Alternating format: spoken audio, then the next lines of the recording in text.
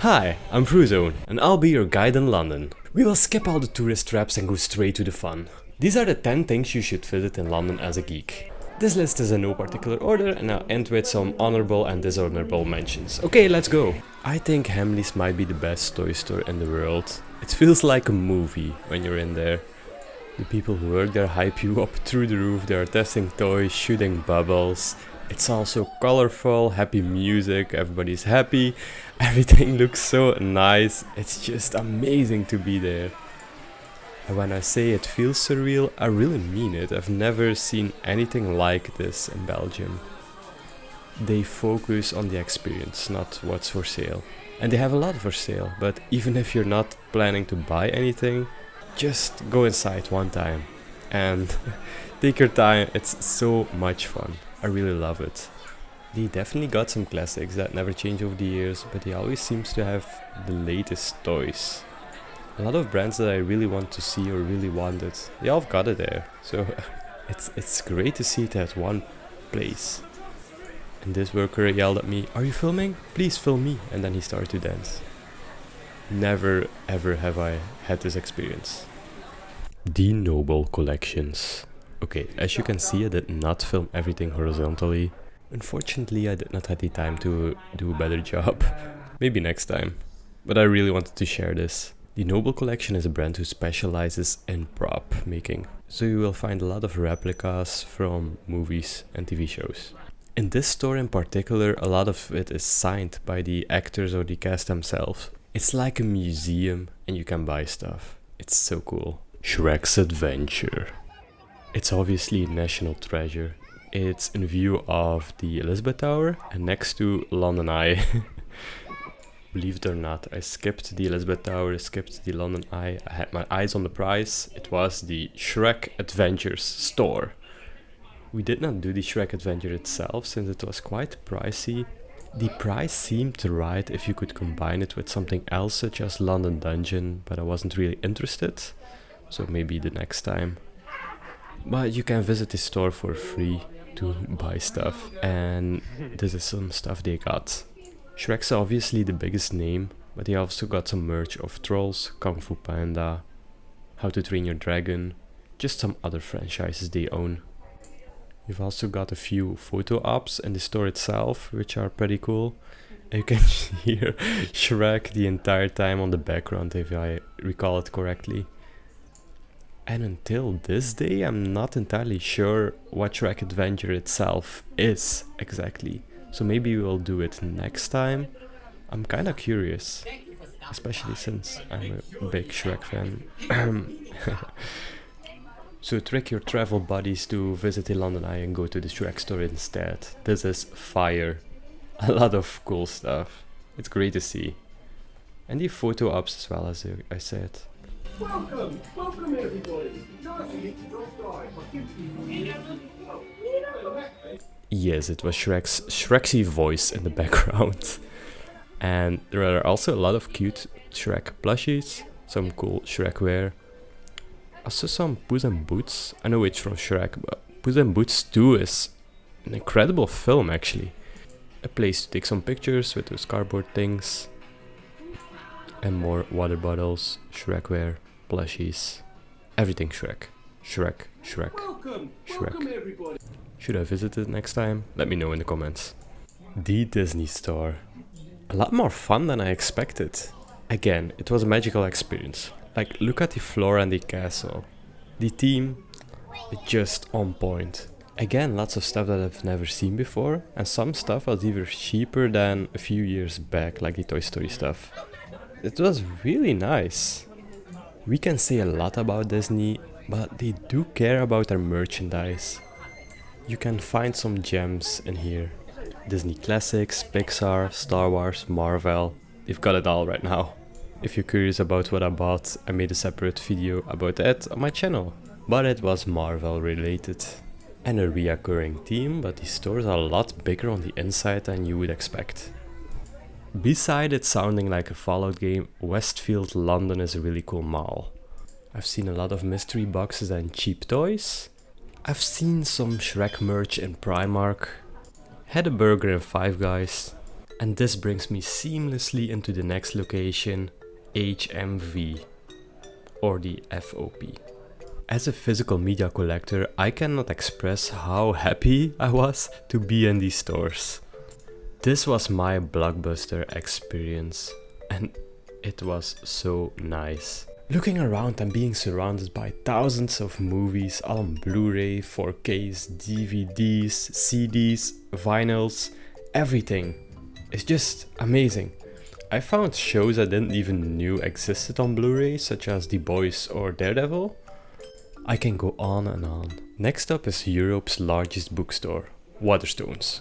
This is just so incredibly impressive and wholesome. They've got more books than a lot of libraries, in a charming old building. And don't worry, they've got comics and art books as well. But just take your time and look around what they've got to offer. This building was built to last. Look at the staircase, how much worn down it is. If you go to London and you're not visiting the Forbidden Planet, what are you even doing? You're doing it wrong. If I could carry more, I would have bought more. What the hell? There was so much. They practically ripped my wallet out of my hands. The prices are insane. Well, not for everything, but there is so much that I wanted, and it was a great price. I mean it. I'm a huge stop motion fan and the merchandise is kinda scarce. I'm speaking of Coraline, Paranorman, Nightmare Before Christmas, etc. I was looking a really long time for a Coraline figure and I've got one now, but for example, there was one for sale over there. Also Nightmare Before Christmas, great prices. Or the thing we're looking at right now, Poppy's Playtime, Minecraft, Among Us. All really cool stuff, all for sale, all bundled up together. This store is obviously more item focused. Everything is just white and you're just looking at the great items. This isn't a great experience, but it was extremely overwhelming because all the fun stuff.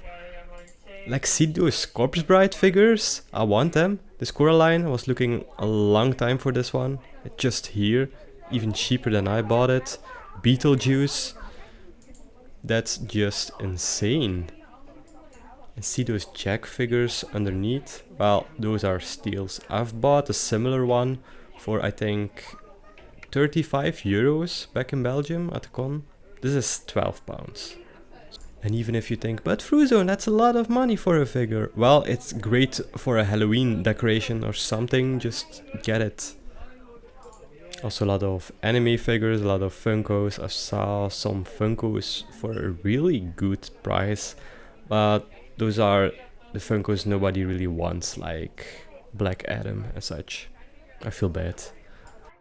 If you've never seen Hot Toys in real life, this is your chance. They're kinda pricey, I know, but it's just fun to know they exist. A lot of Marvel stuff, all behind glass, well lit, extremely impressive. When we go downstairs, we'll find a lot of books with great prices as usual. I've seen comics, I've seen art books. Cheap, you can't believe it. It's insane, those sales. I'm talking £1 for an art book that used to be 20, 30, 40 bucks. I found occult books, gaming cookbooks, witchcraft books, Tim Burton art book, script of Superman. If you really want to buy something, be sure you save some money and space for this store. I love musicals, but nothing compares with the experience of seeing one in real life. This was the set of Matilda and it was absolutely insane.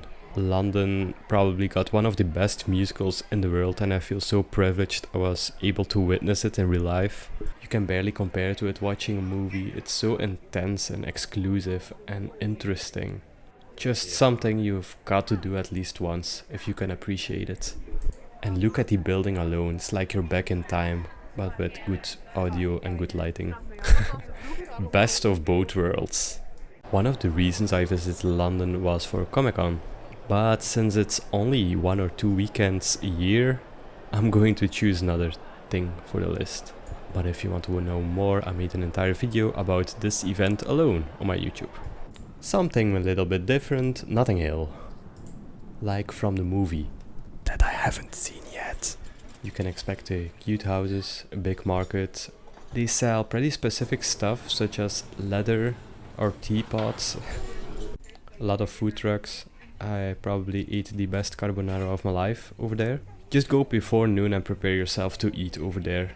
Honorable mentions are the Microsoft Store, the Hansel and Gretel candy store, pretty cute, but pretty small. Going to a park, enjoy the view from inside a bus and go to your destination in the meantime. Go to the museum, it's free, it's nice. The dinosaur part is overrated and way too crowded, but give it a shot, it's free. Go find and relocate the creatures I made and hid all over London. I want them all over the world. Shout out to my art account Frooz. I heard some random people arguing and it was funny.